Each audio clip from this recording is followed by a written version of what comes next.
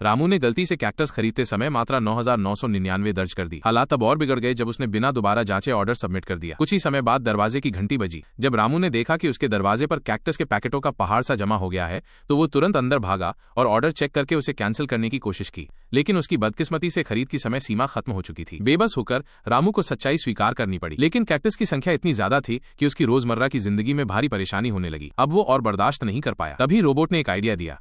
उसने सुझाव दिया कि वे सारे कैक्टस रेगिस्तान में जाकर लगा दे। उन्होंने रात में चुपचाप ऐसा करने की योजना बनाई, लेकिन उन्हें यह नहीं पता था कि वहां कैक्टस लगाना मना है।